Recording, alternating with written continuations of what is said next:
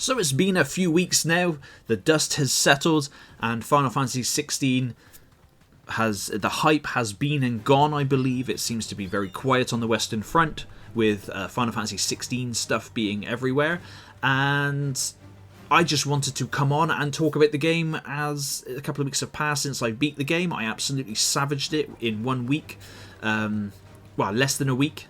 And I put 33 hours into it, I think, and that's not doing everything.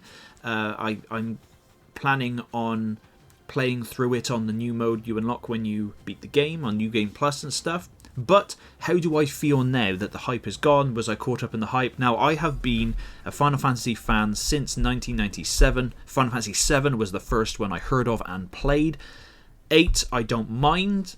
9 I love as well. 10 10's not for me. 11 I didn't really ever play, and I'm not going to now because it's still expensive monthly. You can buy the game still and it's still active online, but I'm not paying like 11 quid a month for a game, an MMO that old, you know.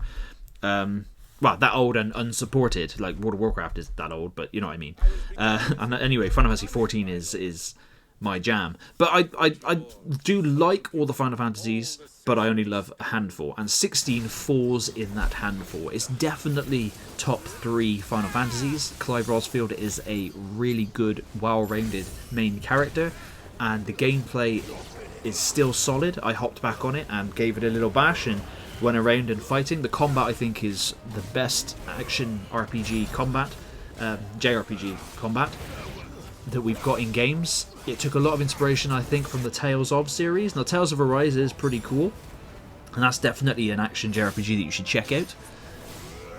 But it's not. I mean, I've gone back to Final Fantasy 16, and it's not as linear as people make out. It does start off quite linear, absolutely, but all Final Fantasies do to a point. The only thing that 16 does a little differently is that it is very, very cutscene focused, which again is not a bad thing. There's a lot of cutscenes in a lot of Final Fantasies, but because the way 16 is, it can have some quite long ones where the controller can turn off and you're pressing buttons and then you realise your controller's turned off and you're getting slapped about by a boss.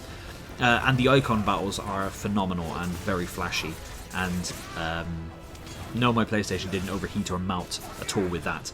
But Final Fantasy 16, I hope, comes to Xbox and PC soon next year. I believe it's only an exclusive to PlayStation for the remainder of this year, so hopefully in 2024. It'll probably be towards the end of 2024. But I do hope that it comes to Xbox and PlayStation so a lot of other people can experience the game. If you're playing it and you check out quite within a 10-hour window, you are probably going to have the opinion that yes, it's too linear for you, and I understand, I get that, I really do, but you must believe me when I say that the game opens up a lot. The more you get through the game, you can explore. There's, I think it's like in the 70 odd side quests. There's also like 35-ish monster hunts. Again, there's places to explore. There's all the different weapons that you can find. Now, the only thing with Final Fantasy 16, it's like the earlier Final Fantasies, where the only thing that will change is the weapon that you equip Clive with, because Clive is the only one you can play as.